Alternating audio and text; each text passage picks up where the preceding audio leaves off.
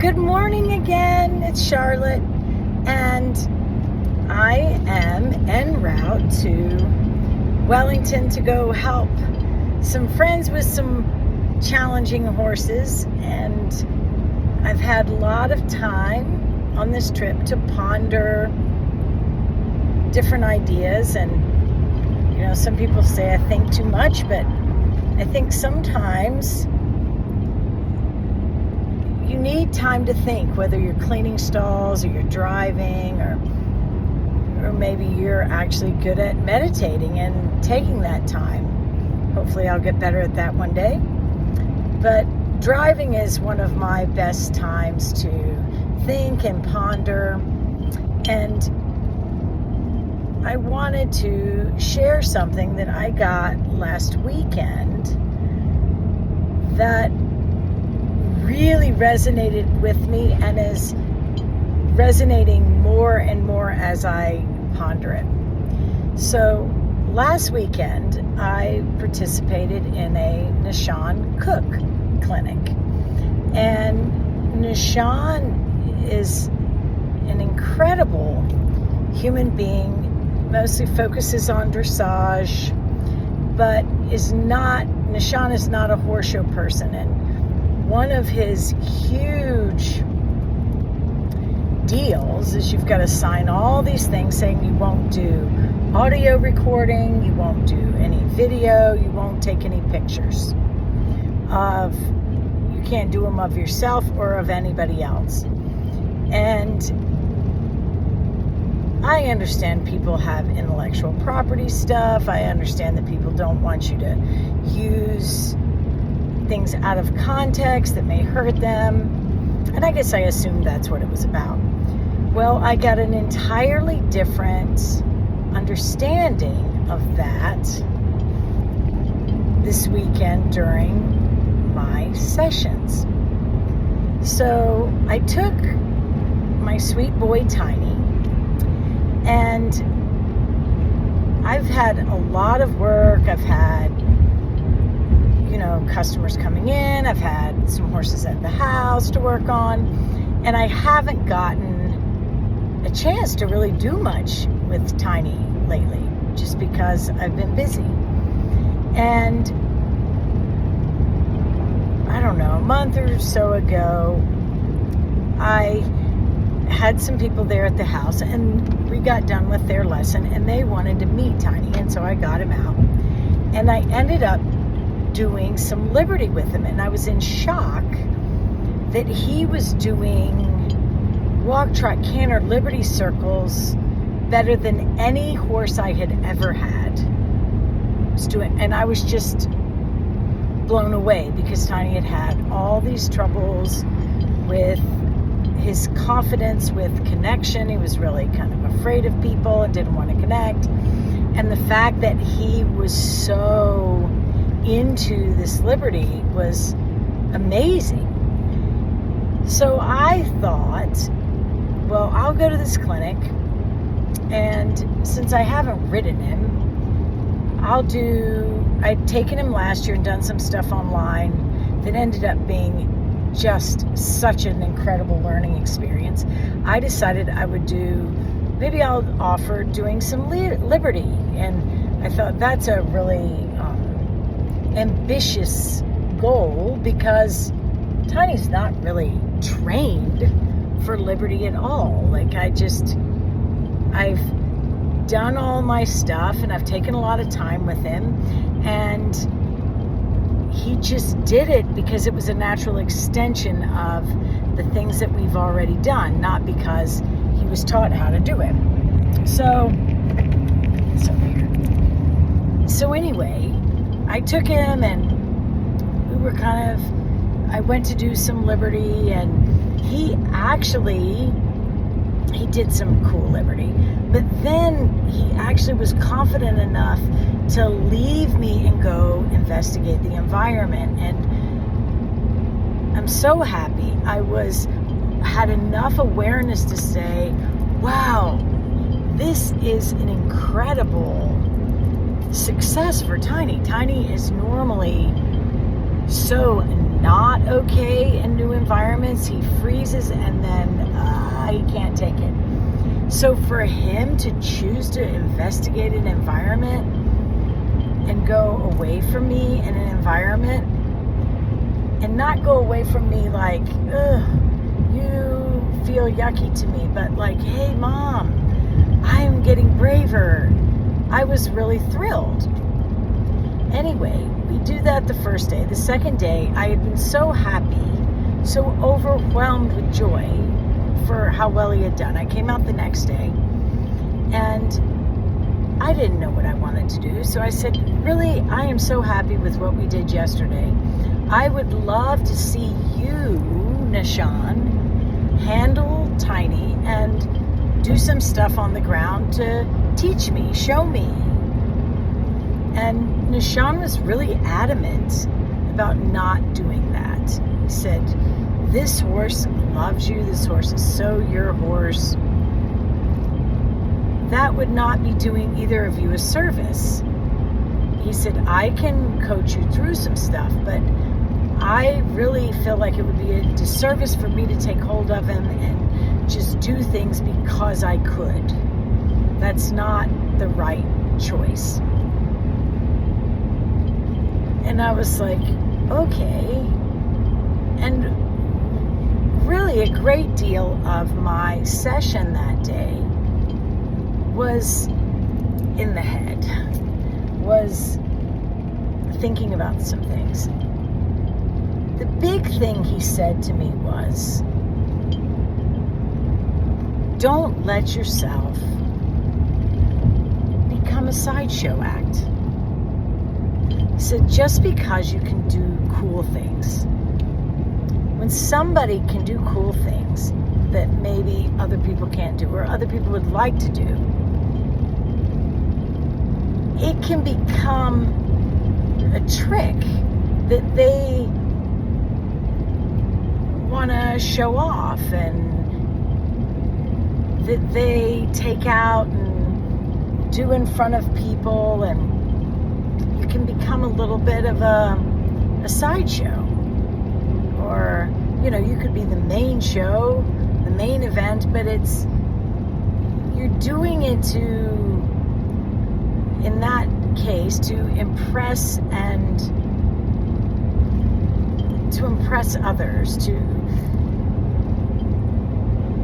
and I was like, wow, I guess I never thought about that way. And he said, you know, you and this horse have such a connection and a bond that when you do something for the horse and you and the horse are doing it together, like the day that I got him out for my friends to see, and I offered for him to do some liberty, and I had no expectation that he would do it because I haven't taught him to do it. But then he offered it because I did have it set up. He was showing me, yes, the path that you have set up really allows me to find the liberty. And we were doing it out of our hearts for each other, not to show off to other people. Versus coming out there, I'm going to show you that I can get my horse to do X, Y, and Z at liberty. He says, when we do things from the heart, there's an intangible there that can only be felt through the heart. He said, when you become a sideshow, when you're just doing it, then it can cross the line and become ego-based, and it just ruins the whole hazard reported ahead on Florida's Turnpike South in half a mile. You're still on the fastest route. And it really spoke to me. It really, really spoke to me. And it made me think, okay, I need to, in my work, whether the work is videoed or not videoed, whether I'm doing the work in front of a crowd or not in front of a crowd, I need to always be working from here, from my heart, and be doing it for the horse and with the horse. The horse never needs to be a victim to my ego. If I'm doing something because I can cause the horse to do it, and it's really not putting deposits in my relationship account, I shouldn't be doing it. It really helped me start to define the line between when we are making deposits and when we are making withdrawals in our relationship account. And we all know what those things are like. Like sometimes you'll be watching, I don't know, a Grand Prix, and I guess I think a Grand Prix jumping event, and a horse and a human will be so together and with it that it's just a moving experience. A great hunter and its rider can be just a moving experience. A great dressage horse and its rider, when they're going from the heart, I mean, it's just a moving, like a spiritual experience.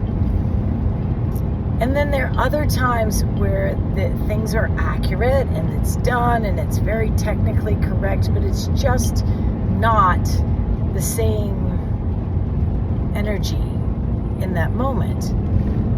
As he spoke to me about it, it really, all of a sudden a light bulb came on. This is why he doesn't want photos or videos or audios of what he does, because the piece that makes it so incredibly special is that energetic heart, intangible piece that is all but impossible to capture on a video. And anyone that's ever been horse shopping knows what I'm talking about, because you can watch videos of horses and you'll be like, wow, that is incredible. Look at that horse. And then you get there in real life and you're like, how is this the same horse? How did I not feel this? How did I not see this? Because it's a different experience when you're there in present moment, feeling it in real time. I think I also probably, when we're busy taking pictures and taking videos, it takes us out of experiencing the moment and puts us as, one step away as an observer rather than a participant. And that's a big problem I think we all have now in this life, that we're afraid we're going to miss out. So we're taking videos and we want to get the perfect photo and the perfect, so we're more focused on that than we are experiencing this incredible moment. So the point of what I'm saying, I want to challenge you when you are with your horse, and it's easier when we're by ourselves, but some people don't have that luxury of having their own place and their own space that they can control and make into something. They've got to be at a boarding barn, and you've got to ride with people that may not agree with what you're saying or doing, or you're around people that have judgment. Well, we have to create this bubble with our horse, and it's a real challenge when you have to do it in an environment where there may be people that aren't of like mind, are not like vibration or frequency. It's hard because we've got to create that at a horse show, at an event. The people that really soar to their horses and to those watching are the ones that really are coming from their heart, that really do create this bubble with the horse. It's not about winning a ribbon. It's about achieving, knowing what you and your horse are capable of and stretching and reaching for that. Really putting your relationship first and let's see how far we can go together with the horse. Versus, horse, you will do this and make me look good today. So think about that. Every time you put your hands on the lead rope, be there. Be in present moment. Be feeling of your horse. Adjust in the moment. When I walked away after the first day of the clinic, I was a little bit like, I guess I should have been, you reflect back and you're like, wow, I guess I should have been embarrassed when he went away from me or did something different than I was expecting. But no, I was so tickled to be able to be enough in present moment that I was thrilled to see him growing within himself, because I know the more that he can get confident in new environments and new situations, the more we'll be able to hold hands and do. The more we'll be able to go forward and succeed. But he's gotta fill in all these check. He has to get confidence and all these different things before we can do that. So I love it that Nahshon said, don't let yourself sell out to being a sideshow. Does that mean everybody that does demos and sideshows is bad? No.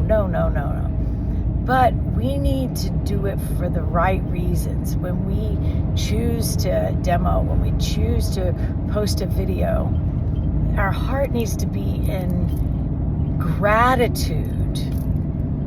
I'm so grateful for this moment that I wanted to share it.